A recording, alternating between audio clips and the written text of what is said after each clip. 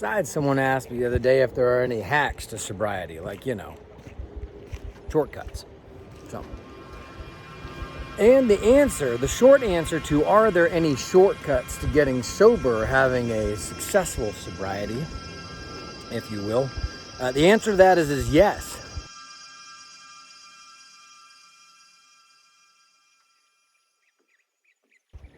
Yes, there are some hacks to getting your sobriety dialed in and safe and secure. The first way to really stay sober, the easiest way to stay sober, is to get friends who are in sobriety. So it turns out that My Little Pony was actually right, that friendship is in fact magic, because whenever I struggle with my sobriety, whenever I'm low on that sobriety totem pole and I think, oh man, I might just fall off of this here. I mean, I've got a list in my phone that's AA dash somebody's name, and that list is like 50 people long. And so, if I lost my sobriety, it's because I didn't feel like talking to 50 different people.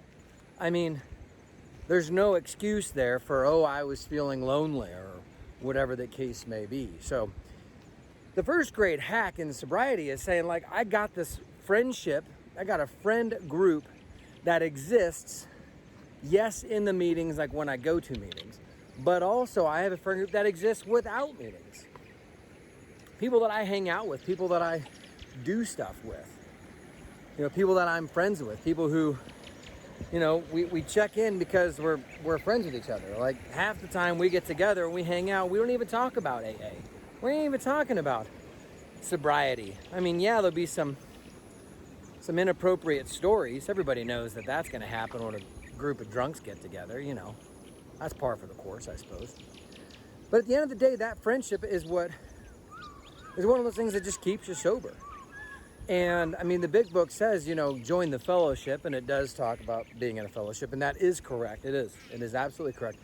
But the way it winds up playing out is that you wind up living life together, right? So the first great hack is get a group of friends who do the sober deal, and at the same time are also your friends outside of the program, like people that you'd be friends with anyways. Okay. So that's number one. The second great hack that I have found in sobriety is prayer. And I guess we could say a whole lot of things. I found me a nice little spot here to sit down. Look at that. All right. So the second part of this is prayer. So what prayer does is they say that prayer doesn't actually change your circumstances. It doesn't change God's mind. What it changes is your mind and your heart, your perspective. So as you're praying or reaching out or meditating, what it's actually doing is it's actually helping you to see the bigger picture.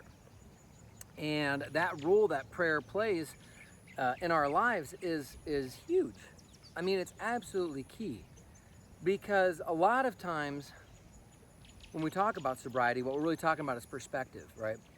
The reason that we would get away from being sober is because we would lose our perspective. Maybe you get angry in the moment, or maybe you would get frustrated, or you'd say, screw this, I'm out of here, right?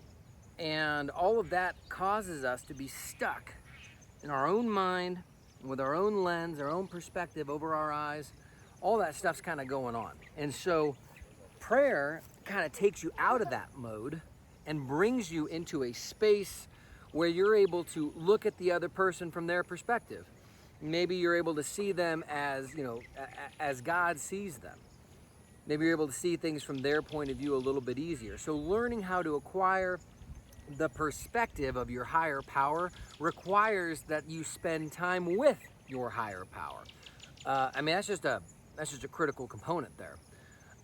Okay, so the third hack there. So the first one we've got is friendship. You got to be friends with people inside the program who are sober. The second is that you have got to develop a relationship, a knowledge base, or a perspective that your higher power also has.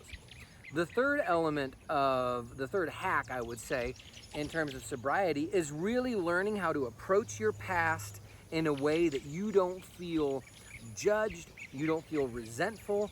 You can think about anything that's ever happened to you in the past and you're not going to be angry about it. You're not going to be frustrated about it. You're not going to think, all these things that are wrong with it, or all the people who wronged you, or all the things you should have said or could have done or shoulda, wouldas or couldas or what have you. Learning to look at your past as it actually was and as it actually sits, and forgive everyone who's ever done anything wrong to you, and then learning to kind of forgive yourself, and learning how to look at your past and kind of take a deep breath and just accept it for what it is or what it was. So that's number 3, being able to look at your past with a clear conscience, with a fresh mind. Number 4 is learning how to develop your view of the future and what it actually is supposed to look like. So getting your future lined up correctly so you actually can see it. You've got this, right? You've got these friends now, this kind of baseline. You've acquired some perspective, like your higher power's perspective, and you can see things differently. You're not judging your past. Now what you're doing is now you're looking at where you are and where you want to go, where you want to be, right? And where you want to be is in a state that is actively progressing little by little, one step at a time towards your goals. So the 4th step is learning how to develop perspective on your future and develop a vision for your life. And hopefully that vision will be tied into the perspective gained in prayer. And you won't be held back from pursuing your future because you've already forgiven yourself. And you won't get lonely in that pursuit because you got friends with you who've been with you this whole entire time. So the 5th and final hack to sobriety, as far as I see it, is that we have to learn to love, forgive, and accept all of us, all of my heart, all of who you are, all of who I am. And that is probably the hardest part. The thing that gets in the way of people learning how to live a great life in sobriety, one of the great things that gets in the way is people just don't know how to love themselves. They don't know what that means. They don't know what it would look like. And the way I see it, learning how to love yourself has everything to do with how well you'll be able to love other people, how well you'll be able to care for, someone else. There was a study done, and I don't know who did it, and I'm not really out there reading clinical trials, but they essentially, the idea of the story was that if people go out and they get medication for their pet, they are 9 times out of 10, they're going to give their pet all the medication. They will not forget. And then they did another study that said, how often do people go to the doctor and get medication and they don't finish it out?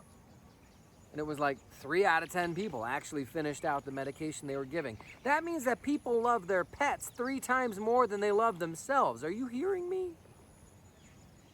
Now, do you love your pet more than you love you? That's a real question we got to ask ourselves, isn't it? I mean, I think so, personally. So the way I draw this conclusion is you got to learn to love yourself. You got to learn to treat your own soul as God treats it. That we program because it's good for us. We have friendships with people who inspire the best in us, who empower us. We learn to approach the perspective that God has, or your higher power has. We learn to not judge our past. We learn to look forward to our future. And then we learn to love ourselves maybe more than we love our pets. Huh? Probably a space we can all be in. Anyways, those are, as I see it, the 5 great hacks to staying sober. All right. Do well, do good work. If you like the video, please like it. Subscribe to the channel. Leave a comment with some hack that you have. It could be helpful. Anyways, we'll see you guys soon.